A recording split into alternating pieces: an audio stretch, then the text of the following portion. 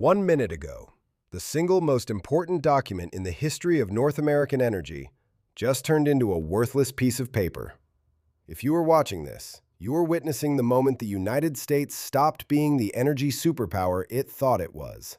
You are witnessing the moment Donald Trump realized that you cannot bully the person who holds the keys to your thermostat. And you are witnessing Mark Carney, the Prime Minister of Canada, do something that no world leader has dared to do in 4 years. He didn't just say no. He didn't just negotiate. He pulled the plug. As of right now, the $865 billion North American Energy Security Pact is dead, collapsed, erased. Donald Trump gave Canada an ultimatum at midnight. He thought he had the leverage. He thought he could force Ottawa to sell its oil and hydropower at a discount or face a total border blockade. He thought it was a master stroke of the art of the deal. But he forgot one thing. He forgot that when you threaten the man who controls the tap, he doesn't have to argue with you. He just turns the tap off. Carney didn't blink. He didn't call for a summit. He simply let the deadline pass. And then he issued a notification to the markets that Canada is officially decoupling its energy strategy from the United States, effective immediately. This is not a drill. This is not political theater. This is an economic heart attack. The markets are already reacting. Look at the tickers on your screen. Energy futures are spiking. The Canadian dollar is surging. And the Dow Jones is confused, terrified, and dropping because Wall Street knows what the White House refuses to admit. They know that without Canadian heavy crude, the refineries in Texas stop running. They know that without Canadian hydropower, the lights in New York and New England start to flicker. Trump gambled with your heating bill. He gambled with your gas price, and he lost. In the next hour, I'm going to walk you through exactly how this deal fell apart, why Trump's maximum pressure strategy just blew up in his face, and exactly how much this mistake is going to cost you, personally, when you fill up your car next week. But first, you have to understand the silence. Usually, when a deal this big collapses, there is noise. There are press conferences. There are frantic spokespeople trying to spin the narrative. But right now, silence from the West Wing. Why? Because they are in shock. They genuinely didn't think Carney would do it. They have spent so long surrounded by yes-men, by sycophants, by people who are terrified of a mean tweet that they forgot what a real leader looks like. They forgot that a man like Mark Carney, a man who ran the Bank of England, a man who steered the global economy through crisis, doesn't operate on emotion. He operates on math. And the math told him that.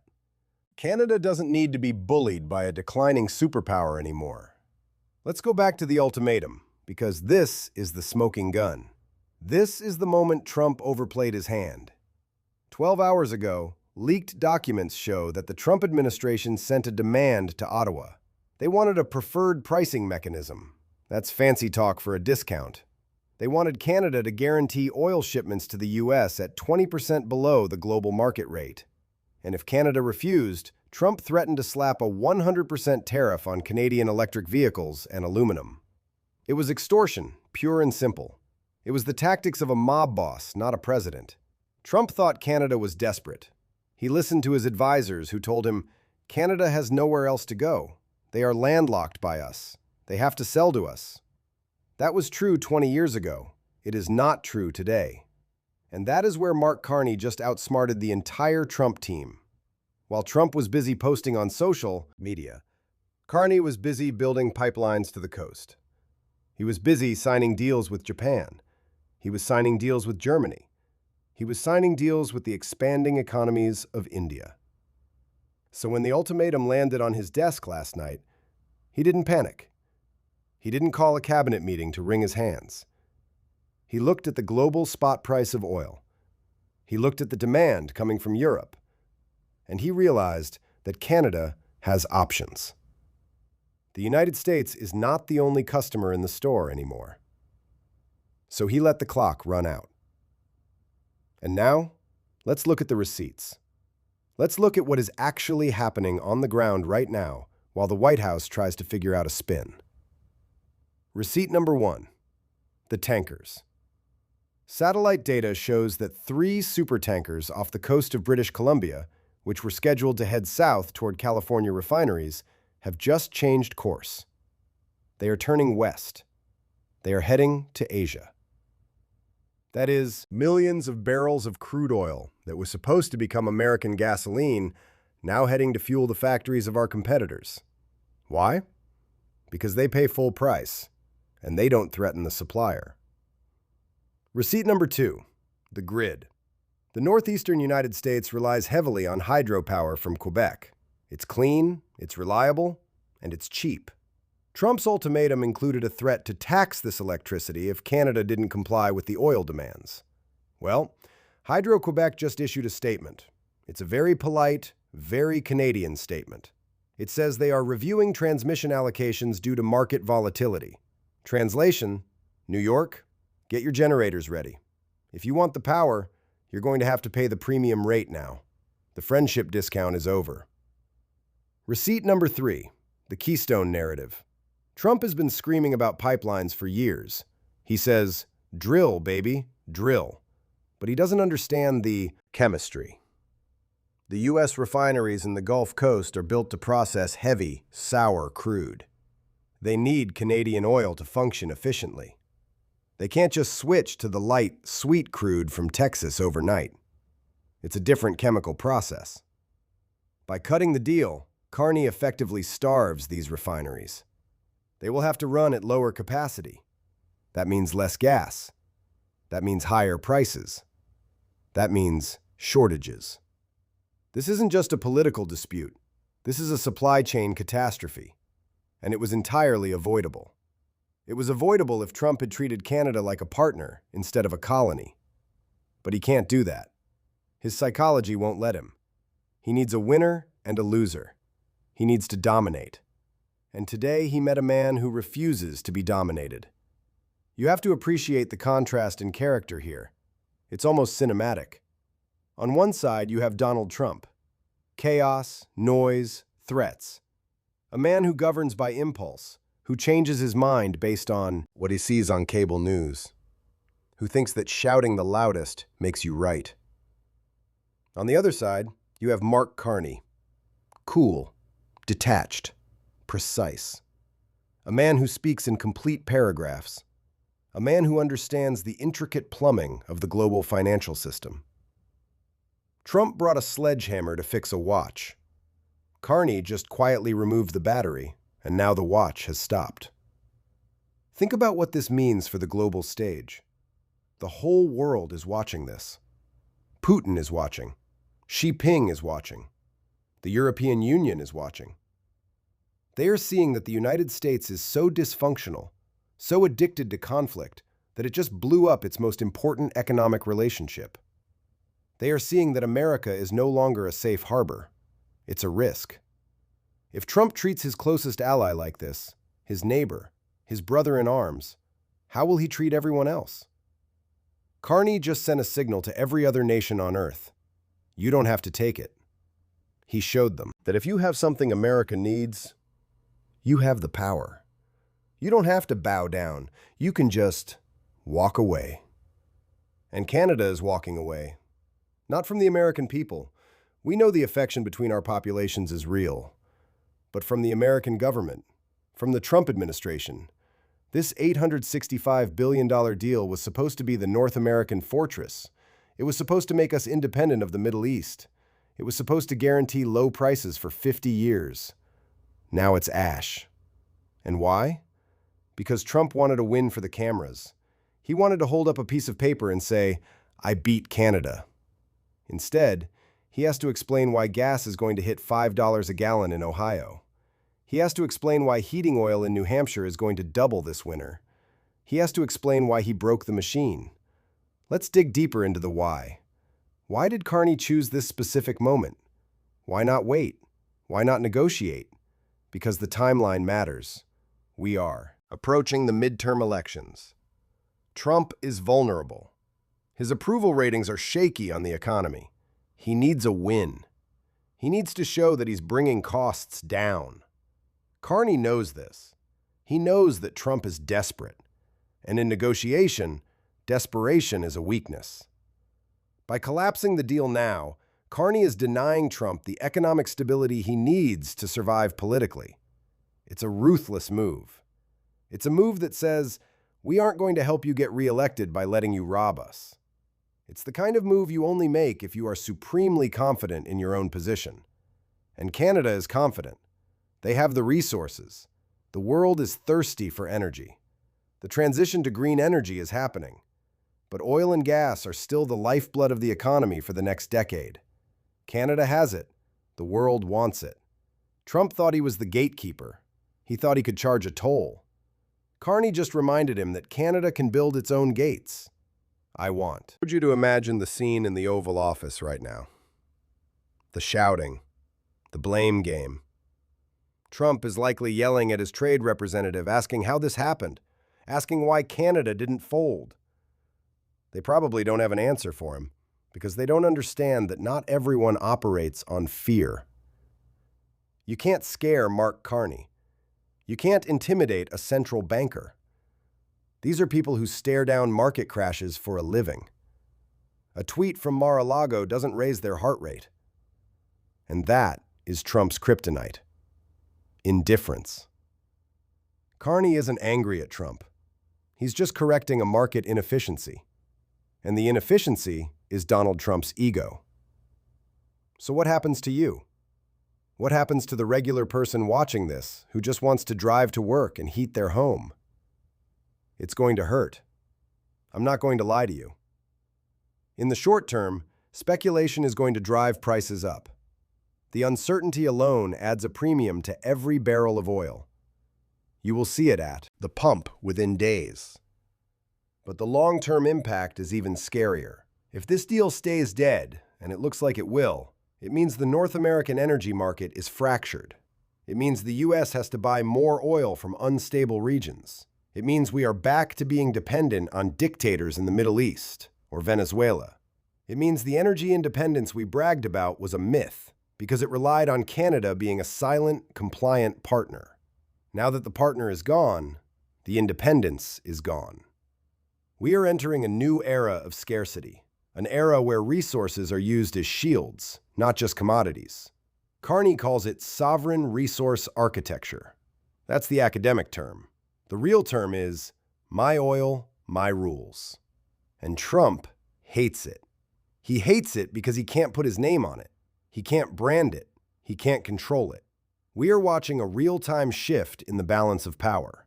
For a century, the U.S. was the sun and Canada was a planet orbiting around it. Today, the planet broke orbit, and the sun is looking a little less bright. Let's talk about the specific clause that broke the deal. It's deep in the paperwork. Page 400, the sovereignty snapback. Carney's team inserted this months ago. It basically says that if the U.S. imposes arbitrary or punitive trade measures, Canada has the right to suspend all energy pricing guarantees immediately. Trump's team didn't read it, or they didn't think he'd use it. But when Trump threatened those EV tariffs last night, that was the trigger. Snap! The deal dissolved. It was a trap, a legal, bureaucratic trap. And Trump walked right into it with his eyes wide open, blinded by his own arrogance. Carney knew Trump couldn't help himself. He knew Trump would eventually try to bully Canada. So, he built a self-destruct button into the deal, handed the remote to Trump, and waited for him to press it. And he pressed it. Now let's look at the reaction from the rest of Canada. You might think Canadians are worried. You might think they are scared of losing the American market. But look at the polls. Look at the comments online. They are cheering. For years, Canadians have felt taken for granted. They have watched U.S. presidents use them as a punching bag for domestic points. They are tired of it. Carney is tapping into a deep vein of national pride. He's saying, we are not the 51st state. We are a G7 nation. We are a powerhouse, and we will act like one. This strengthens Carney at home. It makes him look like a protector, a guardian. Meanwhile, it makes Trump look weak. It makes him look like a man who can't close. A man who promised so much winning that you'd get tired of it. Well, are you tired of losing yet? Because losing the Canadian energy deal is a loss of historic proportions.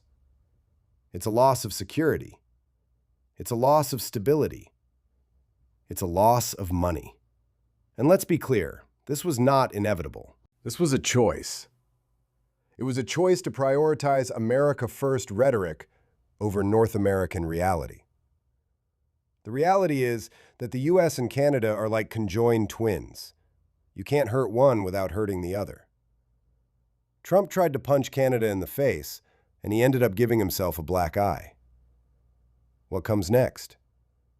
We are going to see a scramble. The White House will try to backtrack.